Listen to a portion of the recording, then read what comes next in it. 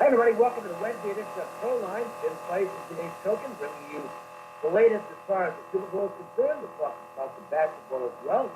Get you geared up for tonight. First, I did pretty well last night in Marist, which was an upset special for me in college basketball, and they ended up as 8-point dogs. Actually, were 9.5 at one time. They won the game outright. Had the upset special in the NHL, Anaheim Ducks on the money line, and that was a winner. I did miss with the Spurs, who won but didn't cover the spread in the NBA, but no complaints overall. Jim, it was a nice night, and looking forward to tonight. I've got 2 college basketball games on the site right now. I've got my Big 12 best bet, and I've got a sweet revenge game. Lots of revenge games this time of year in college basketball, and some of them fit the parameters that I like quite a bit, and there is one of them tonight. So I'm expecting to win those games, and looking around for some stuff in the NBA and the NHL.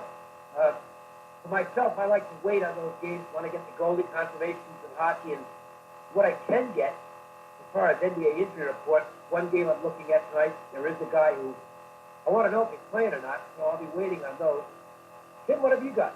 Well, I've just posted 2 plays in college hoops. Pro hoops are up there as well. We've got some plays up for the Super Bowl, so we're pretty excited about all that. It's all available at jimfeist.com or vegasportsmasters.com. Dave, I'd like to talk to you about some of the things that are going on. Alex Smith going to Washington, Cousins becoming a free agent, and then Kevin Love, the Cleveland Cavs, who are having nothing but problems anyway, lose Kevin Love with a broken hand. Any takes on all of that? Yeah, Alex Smith is a good quarterback. I don't think there's any argument about that. He's probably about the same level as Cousins. So here's the question I've got. Why don't they just sign Cousins for the same money they just, they're going to give Alex Smith, which is enormous. I mean, the money is just incredible. But here's the difference. Cousins is a lot younger than Alex Smith. Alex Smith is 34, and not everybody is Tom Brady who's going to keep playing at a high level, or Drew Brees who's going to play at a high level until they're like 40 years old. I don't like it from the Redskins standpoint. I think it's a downgrade just because of that long term. And they gave up a good cornerback in Fuller, who had a real nice season. And the Chiefs are looking at him as the guy who's going to be a starter for the next several years. The draft choice is no big deal because they'll get that back as compensation when Cousins signs elsewhere. So that's meaningless. People talking about the draft choice don't know what they're talking about. But I'd have to say that it's better for Kansas City than Washington. Kansas City is going to put their stock in Mahomes, and they think it's going to be a good quarterback. We'll see if he is or not. I mean, that remains to be seen. But the Redskins are kind of locked in at this spot long term now with a guy approaching mid-30s. Not sure I like that. They gave up a lot.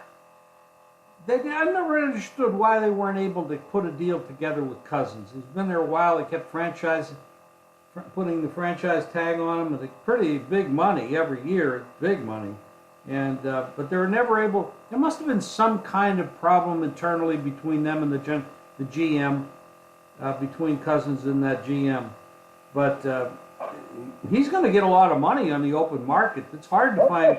It's hard to find good quarterbacks, and he is a good quarterback. And I agree with you. I don't know why they would make a deal like that and not sign Cousins. There had to be some other problems that we don't know about.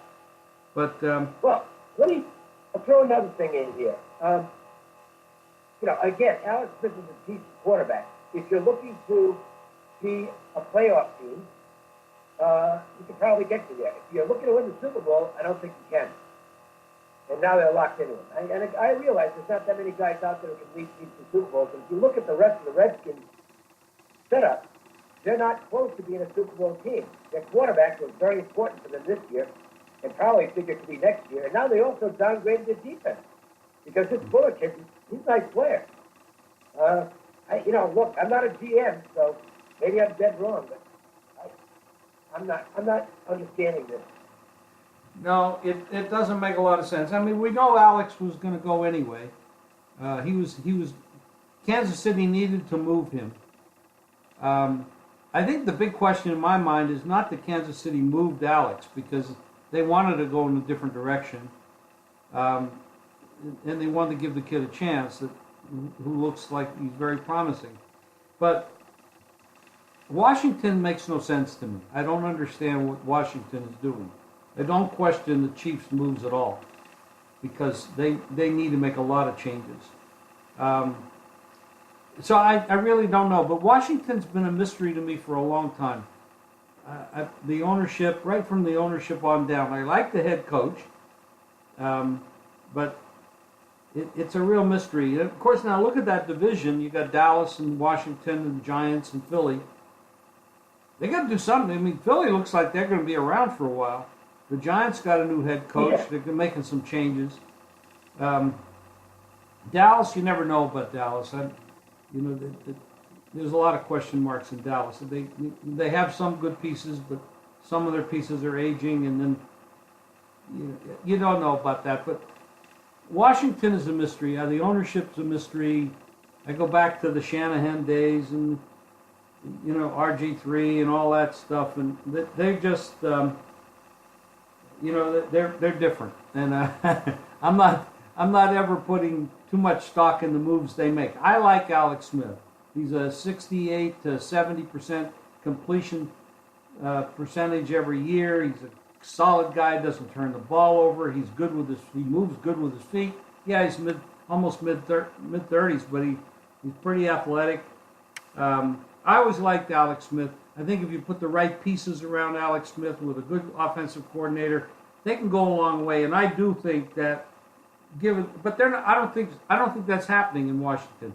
I don't think they have the pieces there at the moment to help Alex get over the top. And that's just my feeling with it, especially if the Philadelphia Eagles can stay strong in that division. So anyway, it's the Kevin Love injury is big to me. That's more now. That's a team in trouble anyway, and the IT, bringing the IT in there, and Kyrie going, and the LeBron contract being up, and potential moves somewhere else, and it's a mess. Cleveland's a mess. They're always a mess. The city is. I don't know what's going on there with the sports franchises, but it's a mess. And without Kevin Love, I don't think they get out of the East. They don't make the finals this year. That's my opinion. Well, he'll be back by that time anyway. I don't. To me, it's not that big a deal. I guess this is going to sound like a knock on Kevin Love, but he absolutely stinks on defense. Can't guard anybody. And that has been some of their problem is their defense, and he's the culprit as far as that's concerned. He's a really poor defensive player. I don't think it's that big a deal. We'll see. Or you can find guys who put the ball in the basket. They've got one. LeBron James, obviously. They've got to play better defense. The Cavaliers have played no defense at all, and Love is part of that problem. I'm not saying it's a lack of effort. He's just not very good at that aspect of the game. He's kind of slow-footed defensively, and he just can't guard guys. That's why his Beckets are what they are. I mean, you've got to look at those, those plus-minus numbers. Boy. So I think, I don't think this is a big loss. And I'm not sure how likely he is in the clubhouse anyway. So we'll see what happens without him. He certainly didn't play well last night, but they've had a lot of those games. We'll see what they do tonight in a bounce-back situation against Detroit. The Pistons obviously are, they played Miami tonight. They lost Detroit last night. Miami's a capable team, and I'm sure they'll be excited about this, going against their former teammate. And I think you can make a case for Miami tonight. I didn't bet the game, but I'm not a real big Kevin Love fan, I guess. So I guess that's pretty clear. Well, I think it is, but I'm going to tell the people out there right now, I'm going to look for a price for the Cavs not to win the East, and I'm going to be betting that. I do not think they win the East this year. I know LeBron. Sure I think LeBron is maybe the greatest player ever. I don't know, but he's damn good. And but he is getting older, and he can't keep carrying teams. He's been to what 7 or 8 or whatever it is finals in the East, and it's been amazing. But I don't think he has the team around him. I think in the past years, Kyrie and him pulled that team together at the right time. They're both. Plus there was nobody else in the East anyway. Well, you do now. You have the Celtics are good now. Toronto's good. The Pacers are decent. The Celtics have good. If Gordon Hayward hadn't gotten hurt, the Celtics would be the team to beat the East. I think they might be the team to beat now. Honestly, I'm down on the Cavs right now. Sorry, I think you lose the chemistry. They have issues. They lose Love and Kyrie, 2 guys that took them to the finals a couple years in a row, along with LeBron. That's 40% of your starting lineup. I think that makes a difference. Yeah. Again, he'll be back for the playoffs, I believe. Broken hand, so that's 6 to 8 weeks. So he'll be back before the regular season ends. So I'm not going to weigh that into the playoffs. I just don't think they're that good. And I think the team knows it's going to get broken up at the end of the year.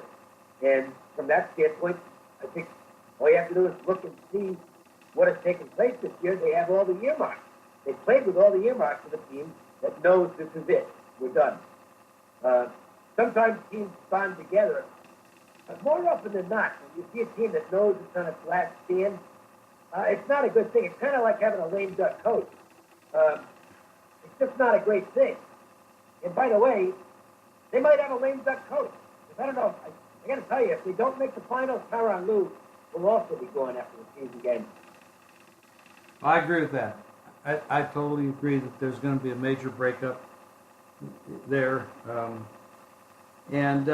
Going back to football, where does Cousins go? I like him to go to Denver. That's where I think he would do a hell of a job in Denver. They got a defense and a running game, and I think he'd be a great addition out there in Denver. That's where I feel Cousins should go. I think he'd have the biggest impact there.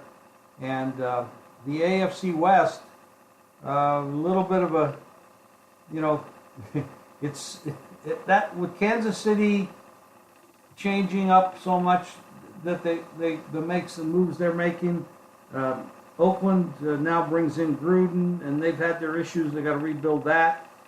And the San Diego, the LA Chargers, they look like they're pretty solid going forward this year. But I think he'd be good in Denver. I think it'd be a good fit in Denver. I think the Jets are going to be the team that goes after the hardest. Well, Jeremy Bates is their new offensive coordinator, and he's got a history with Cousins, and they like each other quite a bit. No, that's that's an excellent point. I think they're the favorite team. I think the Broncos are definitely in the mix, though. I think that's an excellent point. From what I gather, and this is just what I hear. Elway really likes Baker Mayfield. Interesting. Okay. Dave, are you the guy that's been walking around town with the $1 million bets? No, because I'm not betting the Eagles, so that's not me. I'm not betting the Patriots either. I'm betting both teams this game, and you are too. Yeah. For those out there who say, well, these guys like to get on both sides of the game, you're right this time, because we both had the Patriots money line right around even money. And we both had the Eagles at a much better number than is now available. I have 6. I'm not sure what you have, Jim. I have 6. So we do have both sides. We do have both sides of this game. Yes, we do. And it's glad of it. This is a perfect situation for us. And we did give out the advice on the air several weeks ago, right. and we gave it out for free. So if the people listened and did what we said, they'd be in very good shape here, taking New England at even to win the game, and Philadelphia +6, or even 5, maybe if you didn't miss the 6. Dave and I got the 6. But that's a nice situation. New England wins by 1, 2, 3, Oh, boy, 4, or sure 5. You win both sides. If they win by 6, you tie one side, win the other. You know, the way that I'm going to be honest with you, I just talk about this freely here. I believe that the Eagles are the better team. That's my belief. I look at all the matchups, everything there. I think the coaching staffs are the coaching staff for Philadelphia is very strong. Their defensive coordinator is amazing. Schwartz has always been an amazing defensive coordinator. Didn't do so good at the head coaching position in Detroit, but as a defensive coach, he's really great. This is going to be one hell of a game, and I believe that Philadelphia getting 6 points is a monster bet. Now, right now, you're not going to get 6. You're going to get 4, 4.5, mostly 4.5s, but their 4s are sneaking up there now too. But other than the quarterback, and you don't really know what you're getting with Foles. I like the guy, but he's had some terrible games. Right, hold on a minute. Close the door. You always get in the mix.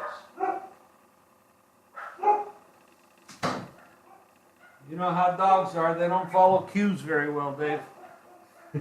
No, right. The little one, that Yeah, you're right. The little one started that, but she's a troublemaker. So, and then the other guys get into it.